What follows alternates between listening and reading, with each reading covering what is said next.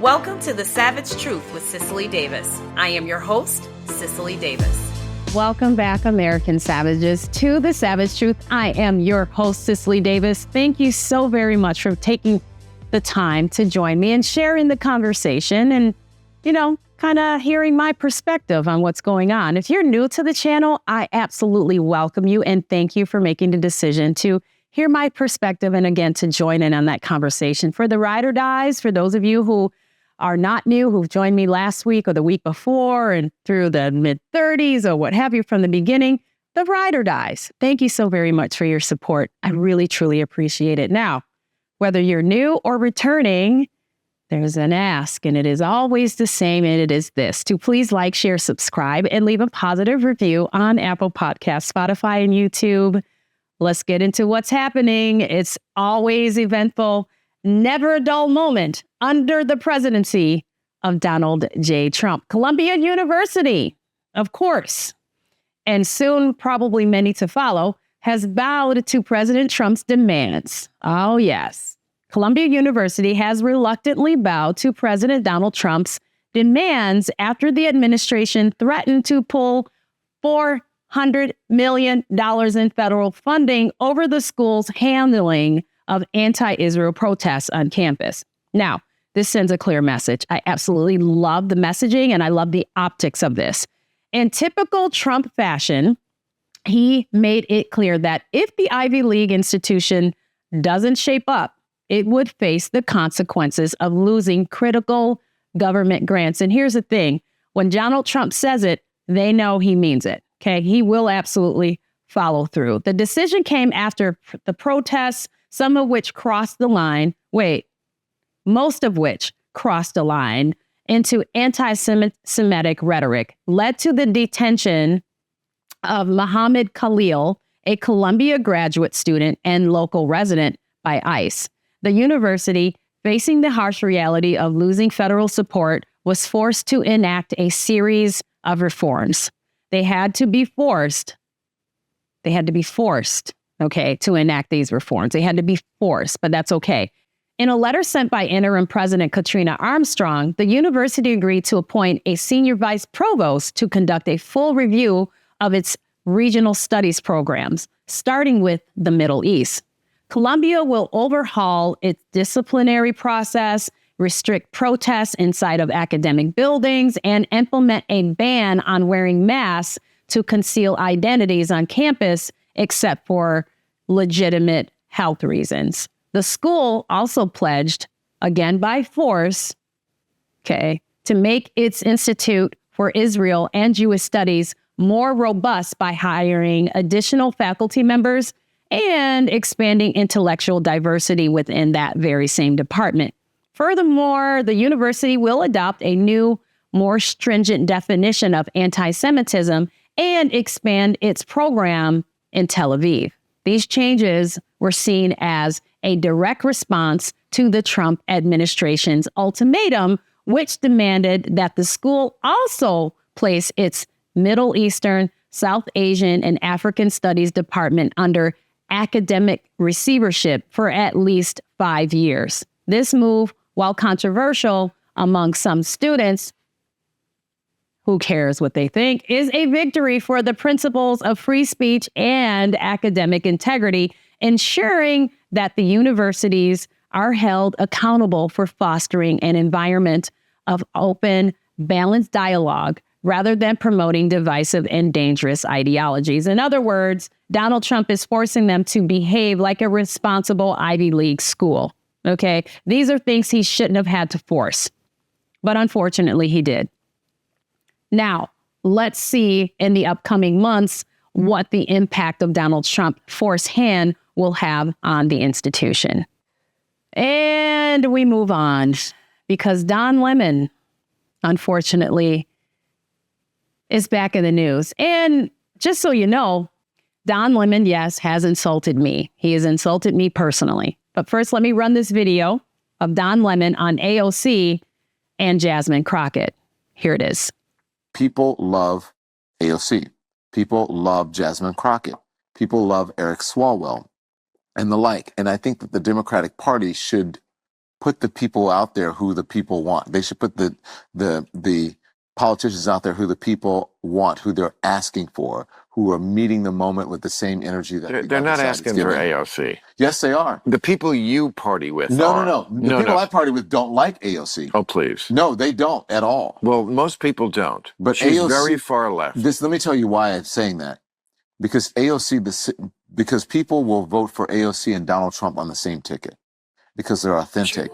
No, because they're authentic. I don't think that Don. I think you're wrong about that. What people like about people like Trump and Fetterman is because it's irrelevant to her life. But you don't know her life. I know that being a gorgeous woman who I wouldn't even know was Hispanic in a city that has 1 million Hispanics and does not treat them badly. But that doesn't mean she doesn't struggle. That doesn't mean that she was set down. It implies it. But that doesn't mean that she was set down in a Hispanic ghetto in the Bronx and had to deal with that growing up, and that she's come from a working class family. It implies it implies that in some way she's behind the 8 ball because of that, and it's just not true. And so I don't know if she's behind the 8 ball, but I don't think she's as privileged as many people who are in Congress right now. Is that privileged or not? She was a bartender. Yeah. Now, as if that wasn't enough, he then insulted me personally. See if you can point it out. The same thing that when I see, not all black Republicans, but I see a black MAGA person who is carrying Donald Trump's water and they know that he's lying, it is the shortest line to the front. Because if you're black and you're whatever, you're just in line with a bunch of other Democrats that are doing the same thing that you're doing. But if you become a black MAGA person, it's like, whoa, let's book this person, let's put him on television. So you don't think you can be a sincere black MAGA person? No, I just said, I don't think that, I just said, I think there can be sincere Republicans. But you can't be a sincere black Republican? I don't think that you can be a rational MAGA, be black and be a rational MAGA person. I think you can be black and be a Republican. I think they would find that very insulting. Now, as a black Republican, as that I am, I can't help but feel a deep sense of pride. And I say this for the benefit of Don Lemon and those like him. A deep sense of pride when I think about being an American. This country is a land of opportunity where anyone, regardless of race, can pull themselves up by their bootstraps and achieve greatness. But apparently, to Don Lemon, I'm some kind of anomaly, a walking contradiction. He, along with way too many other Democrats, seem to think that the only way a black person can truly experience America is by living in the shadow of Jim Crow, as if my entire existence is defined by segregation and discrimination from decades ago. They are stuck in the 1960s, but I was born in the mid-70s, okay? They're stuck in the 1960s, constantly rehearsing old history lessons as if that's the only narrative that matters, the only history that exists, the only story that there is to tell in our rich history here in America. Do they not realize that for many of us, the American dream has been alive and well since those days? I don't think they even realize that. I don't think they want to realize or acknowledge that. The Democrats, with their narrow-minded views, have an almost pathological obsession with portraying Black Americans as perpetual victims of some systemic oppression that can only be remedied by government intervention and the elite white Democrat savior, as if we're incapable of thinking for ourselves, sitting back, waiting for a handout, just longing for someone to hand us a welfare check, while simultaneously preaching that we're all victims of white supremacy. Meanwhile, this washed up, no-brain, irrelevant imbecile is married to a white man. Okay, he talks about white supremacy is prevalent in America, and he's married to a white man. It's fascinating how they seem to believe that my struggle is a collective struggle that needs to be spoon-fed to me by them. It's almost as if success stories of Black entrepreneurs, Black doctors and lawyers, and yes, even Republicans like myself, don't even exist in their world. They refuse to acknowledge the strength, the perseverance, and individual agency we have. And why is that? Because it doesn't fit the narrative they've been pushing for years. But here's the truth, the savage truth. I'm proud to be an American, not because of my skin color, but because of the values this country, this very specific, exceptional country was founded upon. This nation is a testament to freedom. It is a testament to self-reliance and the power of personal responsibility. I don't need to be coddled by the left, nor do I need them to constantly remind me of my so-called struggles. I'm not interested in their patronizing pity party or their false promises. I know my worth, and I know that in America, I'm free to shape my own future. If the Democrats and Don Lemon truly want to help Black Americans, maybe they should stop seeing us as helpless and start respecting us as individuals who can stand on our own 2 feet, just like anyone else in this country. But I guess that's just too much to ask when they'd rather play the race card for the political gain, of which, in Don Lemon's case, there is no gain. He will remain a guest on someone's show at best. As a matter of fact, stop giving time and air to Don Lemon. If we do that, he will fade away to the Democrat wilderness where he belongs. No one cares for Don Lemon's opinion, his perspective, or take on any issue. And that, my friends, is a savage truth. Let's move on, okay? Because they are burning Teslas all across this country, okay? You're noticing that, you're hearing about it, maybe even in your own neighborhood. There are people receiving notes on their cars saying, you know, I really like you, really respect you. You should consider selling your vehicle, okay? The recent surge in incidents involving the burning and vandalizing of Teslas across the country is an alarming trend that speaks to the deepening in divisions in our society. From a Republican perspective, these acts are not just isolated incidents of criminal behavior. They represent a larger issue of political and ideological extremism. Tesla, as a company, is often associated, or at least has been, with progressive values, ranging from its support for electric vehicles to its high-profile CEO, Elon Musk, who is frequently seen as a figure with strong liberal leanings. At least that's what they once thought of him. These targeted attacks seem to be rooted in a growing resentment towards both Musk's influence and the larger green energy agenda that Tesla symbolizes. And because he has flipped his ideologues, they are actually just angry and resentful of him. By vandalizing Teslas, these criminals are not simply committing acts of property damage.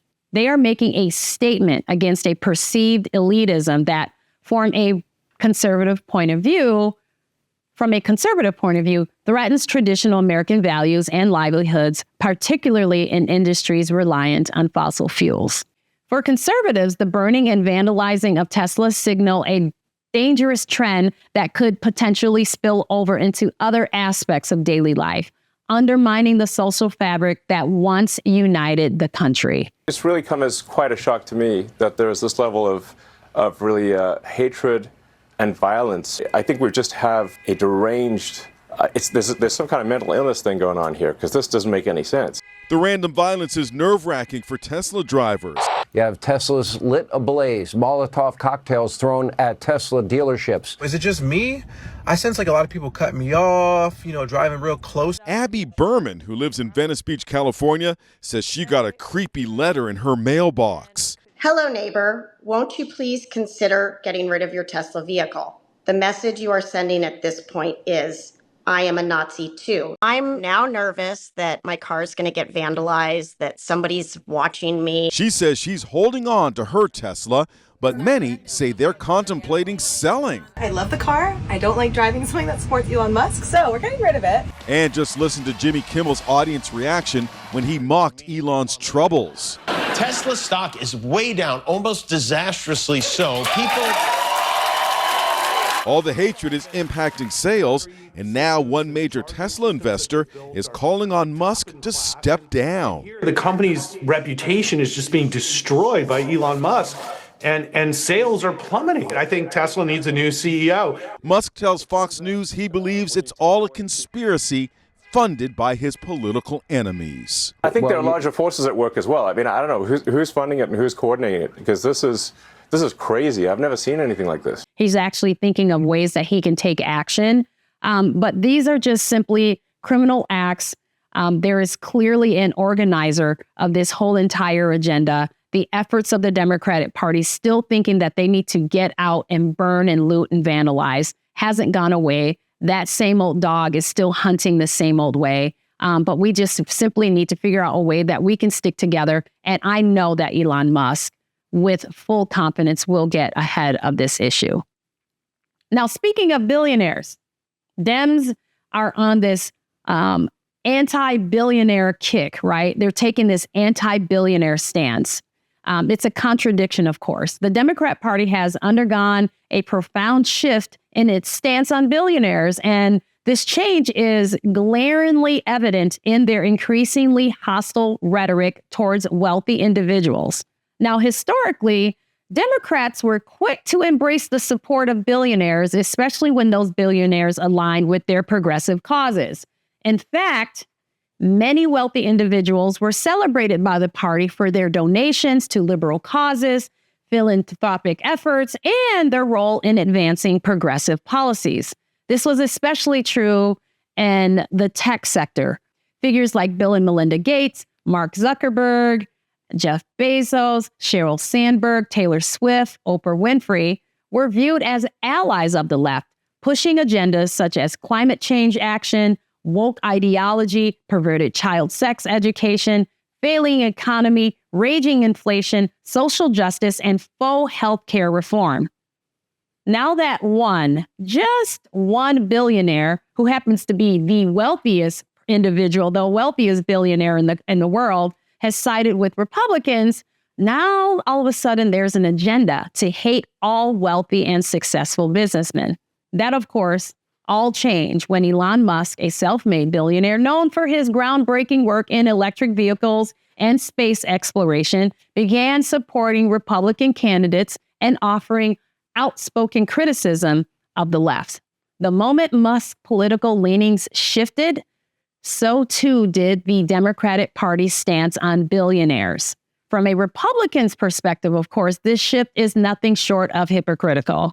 The same Democrats who once cozied up to billionaires, even celebrating their wealth as a vehicle for positive social change, now vilify the very same class of individuals when they no longer align with the party's political agenda. This is a stark contradiction, highlighting the partisan nature of the Democrats' newfound disdain for billionaires. It's clear, crystal clear, that their outrage is not about wealth inequality or corporate greed, but rather about political power and control. The moment a billionaire like Musk refuses to toe the left-wing line, the Democratic Party quickly turns on him and others just like him, revealing that their animosity is more about ideological purity than a genuine concern for economic fairness. Republicans see this as a transparent attempt to consolidate power and maintain control over both the political narrative and the business world, all while pretending to champion the little guy. We'll keep a watch on that. Donald Trump is a rock star. You know he fills an arena just like so. And of course, we saw it once again at NCAA wrestling. Let's watch the video.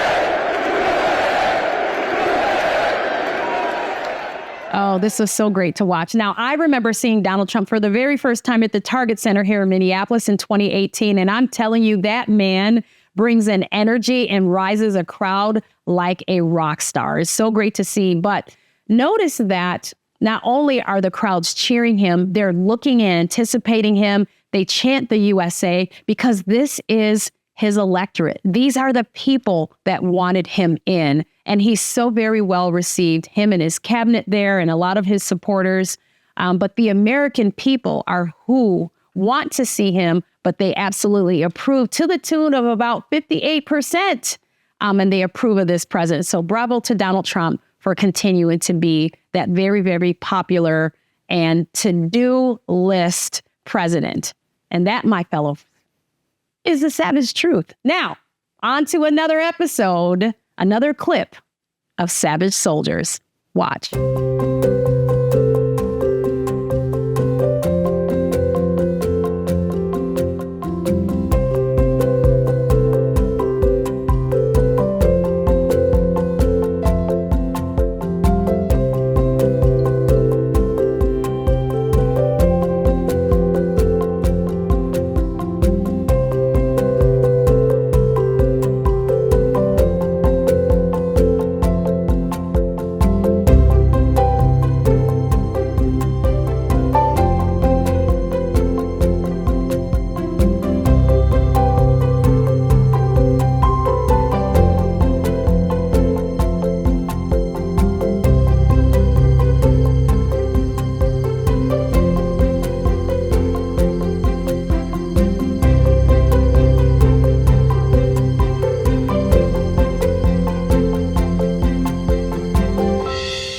Please like, share, subscribe, and leave a positive review on Apple Podcasts, Spotify, and YouTube. And remember, as always, to be bold, be strong, be faithful, be true. Till next time, I'm Cicely.